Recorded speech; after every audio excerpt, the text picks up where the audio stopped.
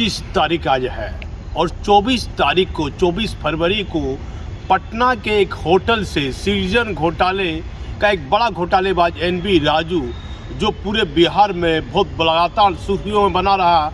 जब भागलपुर में 2017 में सृजन घोटाला, अगस्त महीने में एक घोटाला जो है, उस समय डीएम थे, आदेश तितमारे के कहने पर आदेश पर एक एफआईआर दर्ज होती है। उसके बाद ये घोटाले का खुलासा हो जाता है। लेकिन मैं आपको बता देता हूं कि इस घोटाले में कलिंगा का मालिक एनबी राजू लगातार सुर्खियों में रहा। इस राजू के बारे में आपको बता देता हूं, यदि भागलपुर 25 बरस 30 बरस पुराना इतिहास आप चले जाइए तो गुरुद्वारा रोड के सामने एक दुकान हुआ करती थी, ऊषा मशीन, सिलाई मशीन की दुकान हुआ करती थी, जिसे लोग कलिंगा के नाम से भी जानते थे। वहाँ एक सेल्समैन के रूप में ये नौकरी करता था और ये उड़ीसा से आया था।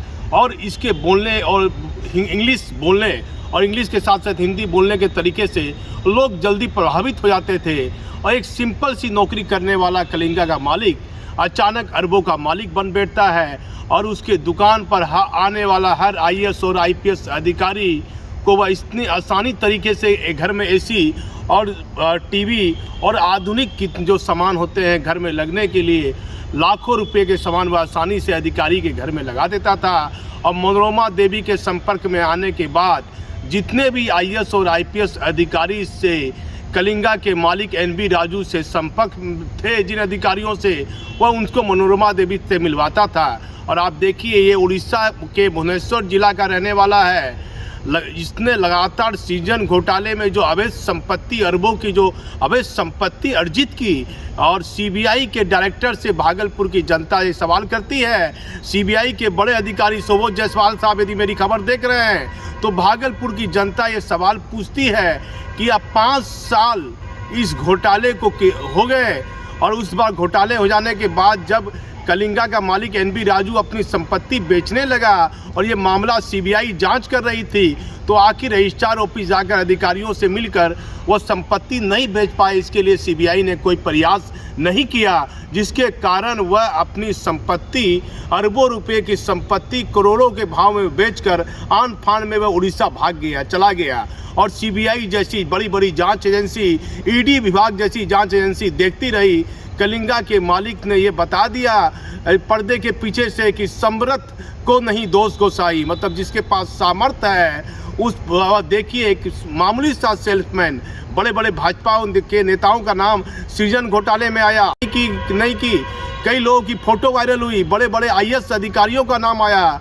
राजू कलिंगा के मालिक के बारे में आप जानिए तो ये आम लोगों से कुछ अलग हटकर था। और इसके साथ आईएएस और आईपीएस अधिकारी इस तरह साथ में चलते थे कि लगता है कि उसके बॉडीगार्ड हैं। कई फोटो और कई तस्वीरें मेरे पास ऐसी हैं जो आईएएस और आईपीएस अधिकारी एनबी राजू के साथ साथ कदम में कदम चलाकर चल रहे हैं, और बीच में वह एक बड़े बिजनेसमैन की तरह, जैसे लगता है कि पता नहीं देश का कितना बड़ा बिजनेसमैन होगा। ये घोटाला तो सृजन घोटाले में उसकी क्या भूमिका रही, ये बिहार में किसी से छिपा नहीं है। देखिए, स्थानीय समाचार पत्र को लाखों रुपए का विज्ञापन देकर कहीं न कहीं वह सुर्खियां में नहीं आना चाहा सृजन घोटाले में, और वह लगातार अपना फ़ोन चालू रखा। फ़ोन बदलने के बाद मोबाइल नंबर उसने चेंज किया, और फ़ोन कल उसकी गिरफ्तारी हुई है पटना के होटल से। इसकी गिरफ्तारी होनी चाहिए उसके घर से, भुवनेश्वर से। पटना से एक फिल्मी स्टाइल में इसकी गिरफ्तारी कई तरह के सवाल खड़े कर देती है। सीबीआई जैसी जांच एजेंसी पर, एक भरोसेमंद जांच एजेंसी है सीबीआई की।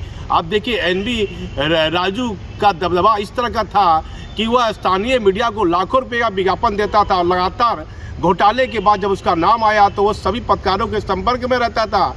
बोलता था मैंने लोन लिया है, मैं पैसा दे दूंगा, मामला रफा दफा हो जाएगा। देखिए, इतना वह प्रभावशाली था कि उसका लगातार फ़ोन चालू रहा।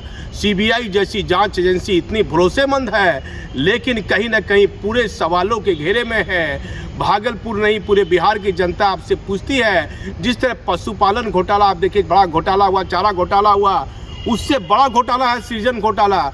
और काफ़ी बरसों के बाद आप देखिए पशुपालन घोटाले में ईडी ने एक केस दर्ज कर दिया, और लोग कहते हैं पर्दे के पीछे की राजनीतिक प्रभाव में आकर केंद्रीय जांच एजेंसी ने, क्योंकि लालू पर जो फिलहाल अभी जो ईडी ने जो केस दर्ज किया है वो इतने सालों के बाद क्यों किया है। इसको लेकर लोग कई तरह की सवाल, राजनीतिक गलियारों में आम लोगों को कहीं ना कहीं लालू यादव के प्रति सिंपैथी भी जुड़ती दिख रही है, क्योंकि इतने वर्षों के बाद ईडी ने केस क्यों दर्ज किया।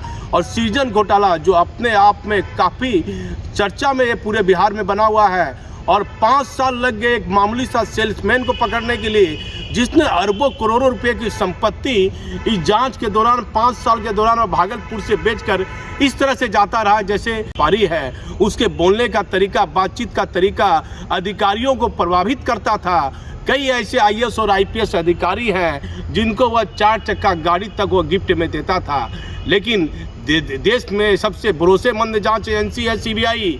अब सीबीआई देखे कि अमित कुमार और रजनी प्रिया आज तक सीबीआई के हाथों नहीं आए हैं, और आखिर सीबीआई जैसे भरोसेमंद जांच एजेंसी पर सवाल उठने लगा है। आम लोग भागलपुर के सवाल कर रहे हैं कि एक मामूली से कलिंगा के मालिक एनबी राजू को पकड़ने में सीबीआई को 5 साल लग गया, और वो भी उसकी गिरफ्तारी पटना से क्यों हुई है। लोग कहते हैं कि इतने आईएएस और आईपीएस अधिकारी से उसके ताल्लुकात थे, जरूर कोई ना कोई अधिकारी उसको सहयोग किया होगा, किसी होटल में रुकवा दिया होगा और वहाँ सीबीआई के द्वारा उसकी गिरफ्तारी दिखा दी गई होगी। ये बातें भी काफ़ी सुर्खियों में हैं। लेकिन एनबी राजू की कुछ तस्वीरें मेरे पास में है, जो खबर मैंने अपने अखबार में छापी थी, वह कुछ खबर की अखबार की कटिंग भी मैं आपको दिखाऊंगा। लेकिन सीबीआई जैसी भरोसेमंद जांच एजेंसी, मैंने सीबीआई के कई रिटायर्ड अधिकारियों से बात भी की। उन्होंने बताया कि कहीं ना कहीं लोग, जो राजनीतिक लोग कहते हैं पर्दे के पीछे कि केंद्र के बड़े नेताओं के सीबीआई जैसी जांच एजेंसी दबाव में कहीं ना कहीं रहती है। इसमें क्या सच्चाई है ये हमारा कहना नहीं है, लेकिन एनबी राजू एक बड़ा नाम है, और जिस तरह से भागलपुर में वह बाहर का आदमी होकर करोड़ों अरबों रुपये का घोटाला, इसके पैसे से किस तरह से मौज मस्ती करते रहा, उसके कपड़े पहनने का स्टाइल, कोट से लेकर टाई तक लगता था कि कोई सुपर 1 क्लास अफसर है। लेकिन जो घोटाला उसने किया, उसके बाद सीबीआई जैसी जांच एजेंसी को वह जांच 17 दिन में सृजन घोटाले की मिल जाती है, और 17 दिन के बाद ये अगस्त महीने में 5 साल पूरे हो जाएंगे। लेकिन एनबी राजू की गिरफ्तारी कब हुई? तो 24 फरवरी को कल उसकी गिरफ्तारी पटना से होती है। कहीं ना कहीं सीबीआई जैसी भरोसेमंद जांच एजेंसी भी सवालों के घेरे में है। अब सवाल ये उठता है कि अमित कुमार और रजनी प्रिया की गिरफ्तारी कब होती है। सीबीआई ने तो छोटे छोटे बैंक कर्मी को, जो प्रभावशाली नहीं थे, जिनकी कोई पैरवी नहीं थी, वह तो जेल के सलाखों के पीछे चले गए। लेकिन रजनी प्रिया और अमित कुमार को धरती निकल गया, क्या आसमान खा गया। मैं भागलपुर से दीपक नौरंगी।